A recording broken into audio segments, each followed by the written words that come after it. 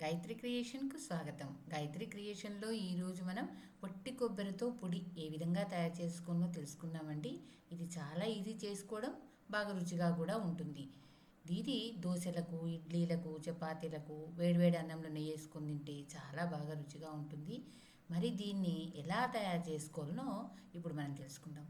ముందుగా ఇలా నేను 4 ఒట్టి కొబ్బరిలను తీసుకున్నాను, ఒట్టి కొబ్బరి గిన్నెలను.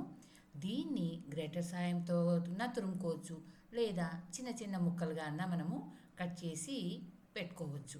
అది మన ఇష్టం అన్నమాట. ఇప్పుడు క్వాంటిటీని బట్టి నేను పెద్ద మిక్సీ జార్ తీసుకున్నాను. తరిగి పెట్టుకున్నటువంటి కొబ్బరి ముక్కలు తీసుకున్నాను. ఇది 1.5 కప్పు ఉంది చిన్న కప్తో. ఇవి మిక్సీ జార్లోకి వేసుకుందాం. 3/4 కప్పు కారం వేసుకుంటున్నాను. కారము ఉప్పు అనేది మన టేస్ట్ని బట్టి ఉంటుందండి, మనం ఎలాగైనా వేసుకోవచ్చు. ఈ కప్పుతో 1.5 కప్పు కొబ్బరి కాబట్టి 3/4 కప్పు కారాన్ని వేస్తున్నాను. 2 స్పూన్ల ధనియాలను వేసుకుందాం. 2 స్పూన్ల జీలకర్రను వేసుకుందాం. 1 స్పూను చక్కెరను వేసుకుందాం. చక్కెర వేసుకోవడం వల్ల పొడి ఏమి తీయగా ఉండదు, కాకపోతే టేస్ట్ కొంచెం బాగుంటుంది. ఒకసారి మీరు కూడా వేసి చూడండి. ఎల్లిపాయలు అనేది మీ ఇష్టాన్ని బట్టి వేసుకోవచ్చండి. పొట్టు తీయకుండా వేయాలి. పొట్టు తీసినామంటే అంత ముద్ద ముద్దగా అవుతుంది కాబట్టి పొట్టు తీయకుండా అలానే వేసేద్దాం. ఇప్పుడు రుచికి తగినంత ఉప్పును కూడా వేసేసుకుందాం. దీన్ని మెత్తగా మిక్సీ పట్టుకోకూడదండి. బరకగా మరీ బరక కాకుండా మరీ మెత్తగా కాకుండా మిక్సీ పట్టుకొని రావాలి. మనం మిక్సీ పట్టుకొని వస్తే ఈ విధంగా ఉందండి. దీన్ని అంతా బాగా కలిపేసి పక్కన పెట్టుకుందాం. ఇలా ఉండాలన్నమాట, బరకగా ఉండాలి.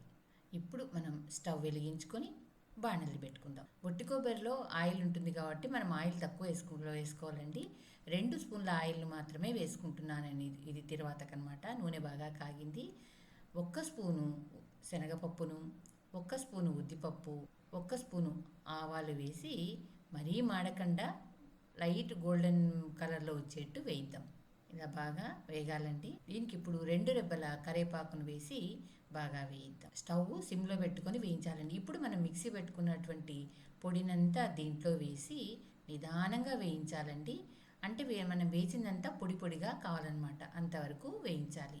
ముందుగా మీకు మాట, నా ఛానల్లోని కథలు మరియు వంటలు మీకు నచ్చినట్టయితే ఓ లైక్ చేయండి. మీ బంధువులకు, స్నేహితులకు, తెలిసిన వాళ్లకు షేర్ చేయండి.